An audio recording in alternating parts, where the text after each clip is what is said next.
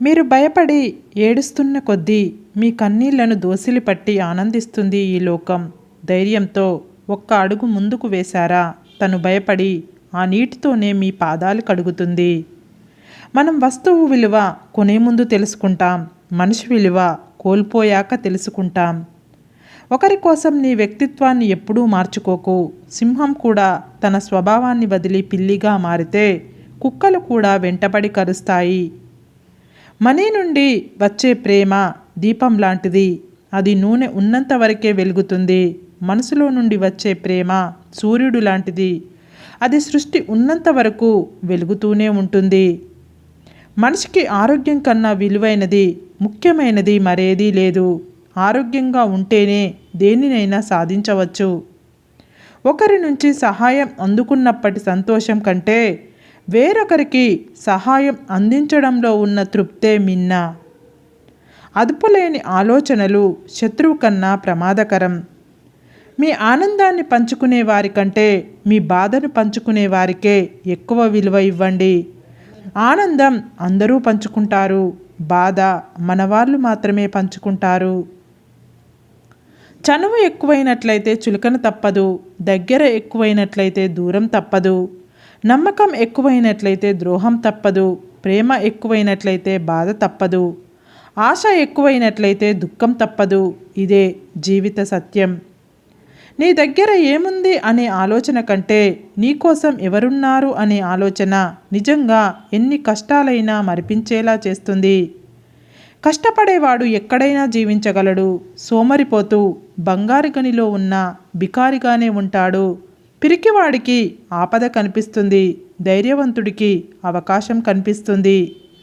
మీ బాధలకు ఎవరో కారణమని భ్రమపడితే బాధ రెట్టింపవుతుంది. కారణం మీరే అని తెలుసుకుంటే పరిష్కారం అన్నా దొరుకుతుంది. ఎందుకంటే మీ అనుమతి లేనిదే మిమ్మల్ని ఎవరూ బాధించలేరు. నువ్వు మాత్రమే ఎదగాలి అనుకున్నప్పుడు నువ్వు పడిపోతే పట్టుకోవడానికి ఎవరూ ఉండరు. నీతో పాటు నీ చుట్టూ ఉన్నవాళ్ళు కూడా ఎదగాలి అనుకున్నప్పుడు నువ్వు పడిపోతే పట్టుకోవడానికి 10 చేతులు వస్తాయి. మనం ఉన్నది ఉన్నట్టుగా చెప్పే వాళ్ళను దూరం చేసుకుంటాము, లేనిది ఉన్నట్లుగా చెప్పే వాళ్ళను తేలికగా నమ్మేస్తాము. నీవు నిజం తెలుసుకునేలోపు నిజాయితీగా ప్రేమించిన వాళ్ళను కోల్పోతాము. మీ గురించి ఈ 2 విషయాలు ఎవరితో పంచుకోకండి. అవి 1 నీ భవిష్యత్తు ప్రణాళికలు, 2 నీ సంపాదన. ఏం జరిగినా దానికి ఒక కారణం ఉంటుంది. అలా ఎందుకు జరిగిందో ఇప్పుడు తెలియకపోవచ్చు, కానీ టైం వచ్చినప్పుడు తప్పకుండా తెలుస్తుంది. అన్నింటికీ కాలమే సమాధానం చెబుతుంది. కావాల్సిందల్లా కొంచెం ఓపిక. ఏమవుతుందో అని ఆలోచిస్తూ అస్సలు ప్రయత్నమే మానేస్తే అక్కడే మిగిలిపోతావు. ప్రయత్నించి ఓడిపోయినా ఏం చెయ్యకూడదు అని ఒక నిర్ధారణకు రావచ్చు. మిమ్మల్ని ఇష్టపడేవారు మీరు ఎలా ఉన్నా సర్దుకుపోతారు. మీరంటే ఇష్టం లేని వాళ్ళు మీరు ఎంత సర్దుకుపోయినా దూరమైపోతారు. అలాంటి వాళ్ళ గురించి ఆలోచించి మీ సమయాన్ని వృధా చేసుకుని మీ మనసు బాధ పెట్టుకోకుండా ముందుకెళ్ళండి. విజయం మీ కళ్ళ ముందు ఉంటుంది. మనం చేసే పనుల వల్ల మనకు మంచి జరిగితే తప్పులేదు, కానీ అవే పనులు ఇతరులకు నష్టం కలిగించేలా ఉంటే అలాంటి పనులు చేయకపోవడమే ఉత్తమం. సముద్రాన్ని చూడగలం, కానీ అందులో దాగి ఉన్న ఉప్పుని చూడలేం కదా. అదేవిధంగా మనుషుల్ని చూడగలం, కానీ వారి మనసులో ఏముందో చూడలేం కదా. 100 మంది శత్రువుల కన్నా ఒక నమ్మక ద్రోహి చాలా ప్రమాదకారి. నీ మంచి కోరుకునే వాళ్ళను దూరం చేసుకోకు. నీ చెడు కోరుకునే వాళ్ళను నీ దగ్గరకు రానివ్వకు. స్వార్థంతో నిన్ను పొగిడే వాళ్ళను ఎప్పటికీ నమ్మకు. ఎవరితో ఎంతవరకు ఉండాలో అంతవరకే ఉండాలి. అంతా మనవాళ్లే అనుకొని మంచి కోసం ఏదైనా చేస్తే చివరికి మనమే చెడ్డవాళ్ళం అవుతాము. ఒకసారి దెబ్బతింటేనే తెలుస్తుంది నీలో ఎంత ధైర్యం ఉందో. ఒకసారి తప్పు చేసిన తర్వాతే తెలుస్తుంది నీవింకా నేర్చుకోవాలని. ఒకసారి ఓడిపోయిన తర్వాతే తెలుస్తుంది గెలవాలని. అబద్ధం చెప్పడం శాపం లాంటిది, ఎందుకంటే అది మనలో తప్పించుకునే ధోరణి పెంచుతుంది. నిజాయితీ వరం లాంటిది, అది మనల్ని ఎదుర్కొనే ధోరణి పెంచుతుంది.